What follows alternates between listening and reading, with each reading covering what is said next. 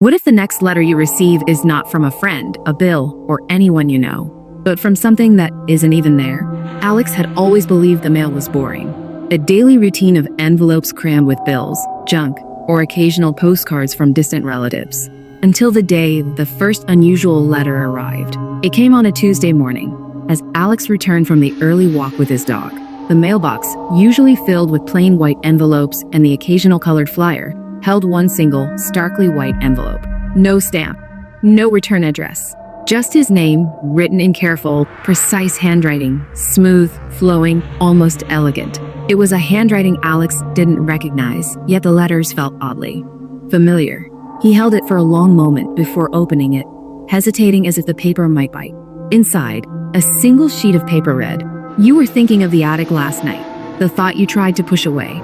He saw it. Alex's breath caught. How could anyone know? The attic hadn't been entered for years. No one had been near it, not even friends or relatives. The thought was private, one he had tried to ignore. He glanced around the street, empty, quiet. Just a black crow perched on the lamppost across the road, tilting its head as if observing him. He shook his head. It's a coincidence. He tried to dismiss it as a prank. Maybe a neighbor? But that didn't explain the handwriting. It was unlike anyone he knew. Or the crow. The crow lingered that entire morning, never moving, just staring. The second letter arrived 3 days later. Same envelope. Same absence of a return address. This time, it was inside the house, slipped under the door. Alex hadn't placed it there. He would have remembered. He unfolded it cautiously. The photograph on the mantel. The one you almost forgot. I remember every detail. Your mother's smile. The corner of the frame. The way dust collects at its edges. Alex staggered back. He had been thinking of that photo the night before, wrestling with a vague sense of guilt. An old regret, long buried. He looked toward the window. The crow was there again, sitting silently on the roof of the garage, watching. Panic fluttered in Alex's chest.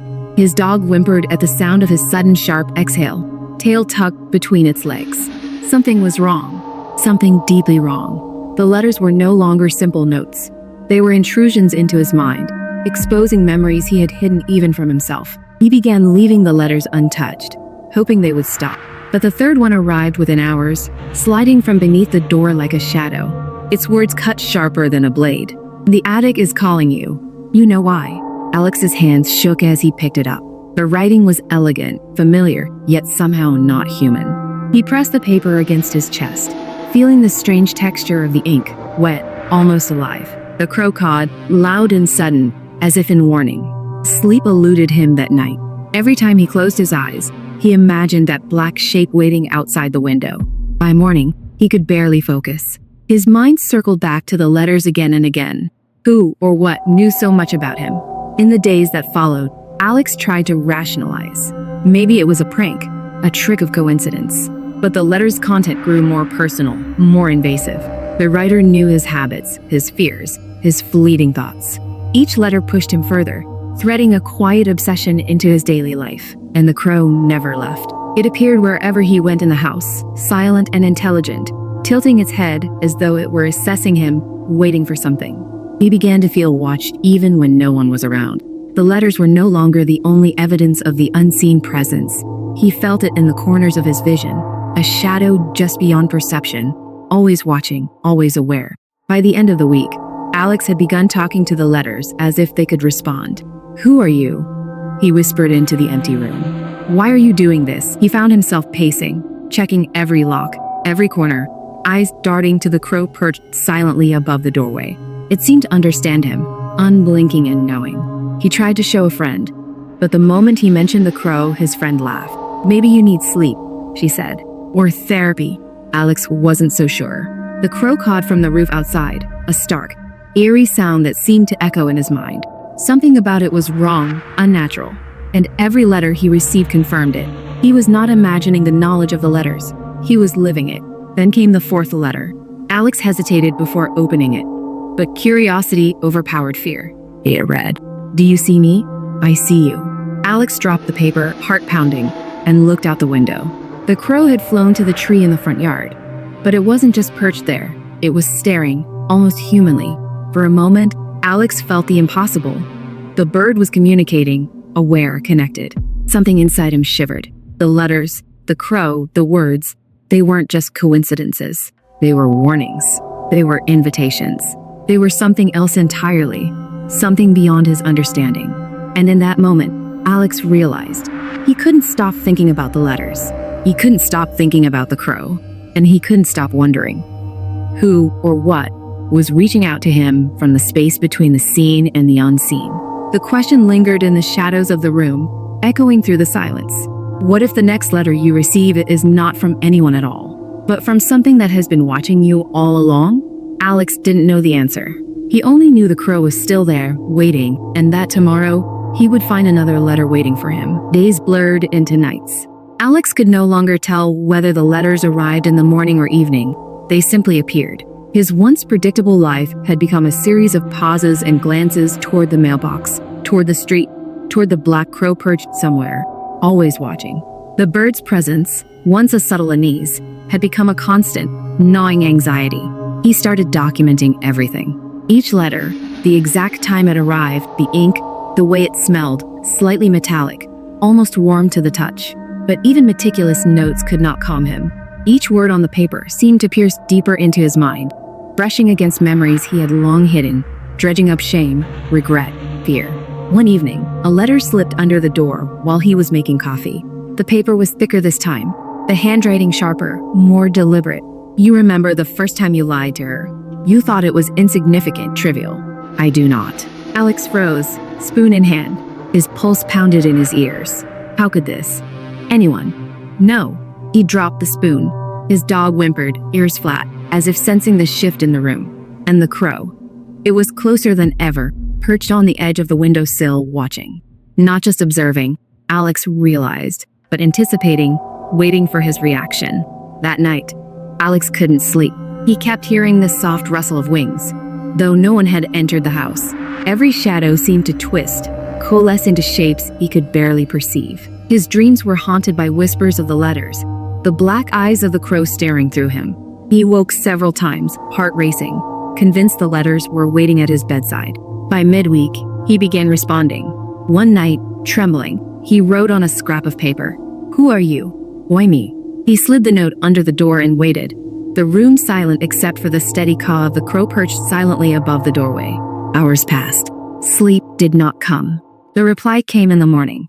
Alex almost dropped it. The handwriting was his own, or so it seemed, but the words were unfamiliar, sharp, deliberate. Because you can hear me. You always have. And because you will listen. Alex's hand shook violently. He stared at the words, feeling a strange, visceral connection to them. It was as if the letter had reached inside him and plucked the thoughts he didn't know he had. Panic twisted in his gut, but beneath it was a deeper, unsettling pull, a compulsion to read, to understand, to respond. He looked at the crow, its head tilted, as if approving, as if expecting him to act. The line between observer and messenger blurred. The bird was more than an animal. It was a sentinel, a participant in something beyond reason. Over the next several days, Alex's life narrowed to letters and the crow. He stopped answering phone calls, stopped leaving the house except to check the mailbox. The letters revealed more than memories. They hinted at thoughts he had not yet formed, the paths his mind might take, the choices he had yet to make. Each word was a knife, each sentence a mirror.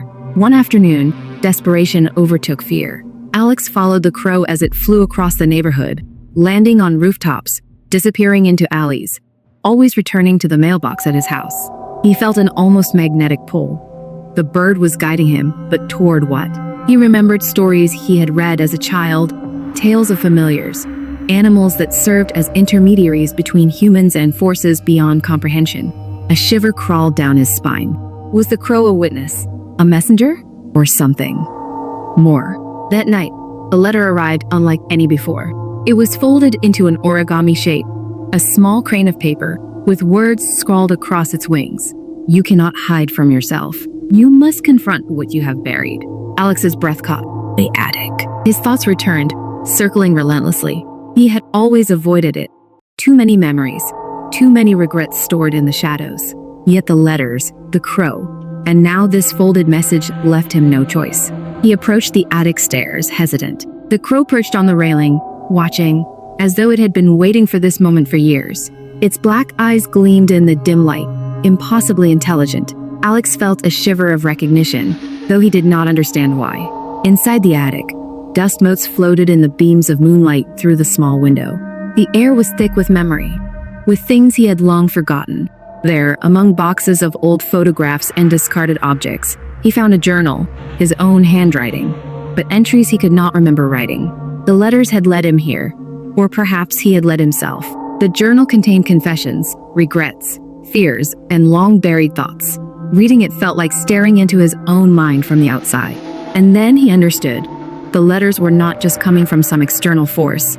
They were emerging from him, channeled through some intermediary he could not comprehend. The crow's sudden caw startled him. He turned, and for a brief, impossible moment, the bird's eyes seemed almost human, filled with knowledge, judgment, and expectation. Alex realized the crow was not merely observing. It was part of this process. Part witness, part conduit, part judge. Fear and fascination intertwined. He could not stop himself from wanting the next letter, the next revelation.